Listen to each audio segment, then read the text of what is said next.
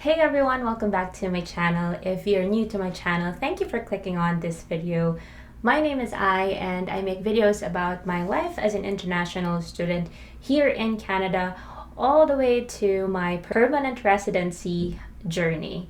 Recently, I got invited to apply for permanent residency, and in today's video, I want to talk about the CRS breakdown. I will be sharing my CRS points on each of the CRS factors and explain each factor a little bit so you'll have a better idea on how you can boost your score.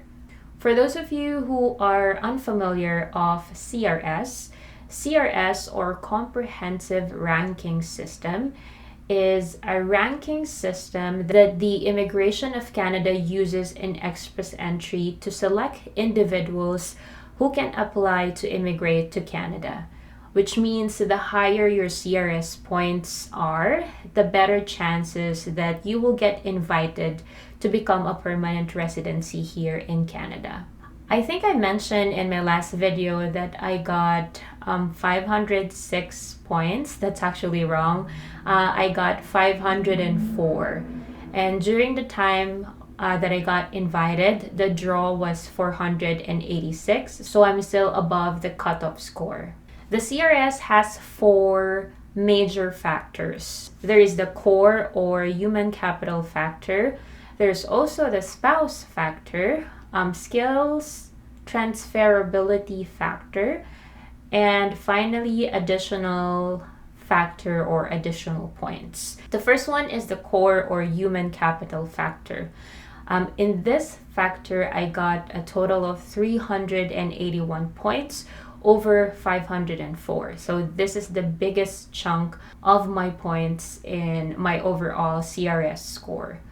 So the first thing that they will look into is your age. The maximum points that you can get for age if you are single is 110, but that is if you are between the age of 20 to 29 years old upon submission of your application. For Canada, that is the optimal age because that is the workforce, and Canada has a great need of workforce. As soon as you reach 30, the points will get deducted every year until you reach the age of 45. Now, if you're 45 or older, it doesn't mean that you do not qualify for express entry. You still qualify, however, you will not get points for your age factor. The maximum points of an applicant with an accompanying spouse or partner is 100. Still under core or human capital factor is education. This is your highest level of education. It doesn't need to be an education that you got here in Canada. If your highest level of education is, let's say, bachelor's in your home country or master's degree in other country, then choose your highest level of education. This is where your education assessment gets important, because even if you study, say for example, a bachelor's degree in your home country, however, your education assessment says otherwise. So let's say they only says it's a 2-year post-secondary program, then that's what you'll have to enter in your profile. So in here, I got 120 points because my education assessment with ICAS, they evaluated that my education was equivalent to post-secondary program of 3 years or more. If you have a master's degree equivalency, so that gives you additional 7 points. It's good to have if you already have a master's degree, but if you're planning to take master's degree just to get those 7 additional points, in my personal opinion, it's not going to be worth it because you're going to spend a lot of money and also your time just to get those 7 extra points. But if you already have a master's degree, then good for you, you'll get additional 7 points. First, language availability. This is one of my favorite because in this factor, I got 133 points. Now let me explain how you get that point. In an English test, there are 4 components. So we have reading, listening, writing, and speaking. Now, even if you're bad in, let's say, one of those components, if you get like great scores in others, you still have the chance to get a high score in the CRS points. How? Because they give points based on each of those factors. The maximum points that you can get is 34 points per component, and that is if you get a CLB of 10 or higher. So for example, I'll flash on your screen my CELPIP exam. I got 12 in reading, 12 in listening, 9 in writing, and 10 in speaking. So my reading, listening, and speaking are all 10 and above. So in those three components, I got 34 points each. And then for my writing, I only got CLB 9. So for that, I got 31 points. So that's a total of 133 points. So I've been repeating this in a lot of my videos, and I'm going to say it again because it's really important that you ace and that you get the highest possible points that you can in an English test. So make sure that you practice, get tips online. I have a video that you can watch because it's going to affect your CRS points big time. Second, language availability. If you know French, then good for you. You can get a maximum of 24 points here. But if you are to ask me, it's not so easy learning a new language. So if you're looking to get more points, I leave it to you if you want to study French. But again, it's not that easy, and it also takes time to study a new language. So it's all up to you. And finally, still under core or human capital factor is your Canadian work experience. I have a 1-year experience working in Canada. So for that, I got 40 points.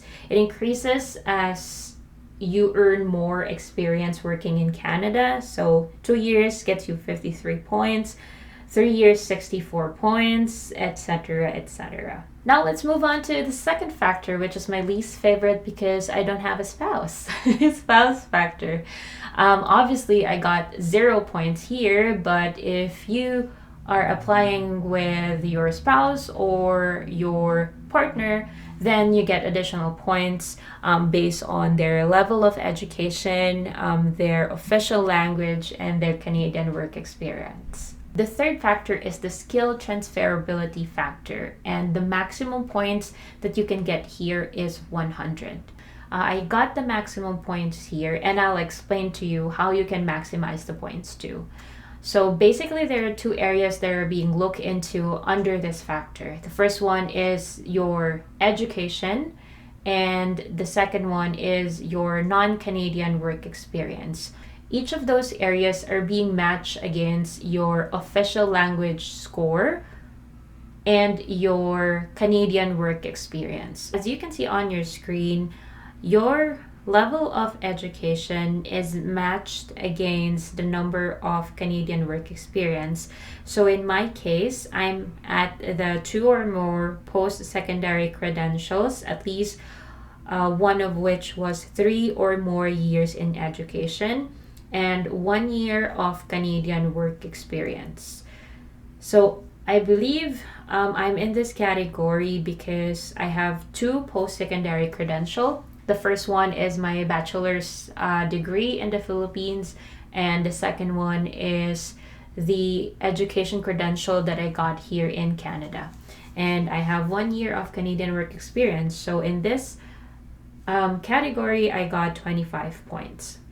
The second one, still under the area of education, it matches against your CLB or your band level on your official language test. So again, I'm in the 2 or more post-secondary credential, and I have CLB of 9 or higher. So I actually got 50 points here. However, in each of the areas, education and non-Canadian work experience, you only have a maximum of 50 points. Even if I got 75 points overall, my education is just 50 points under the skill transferability factor. The next one is your non-Canadian work experience. So again, on your screen, I have more than 3 years of skilled experience in the Philippines, and I have CLB 9, so I got 50 points here.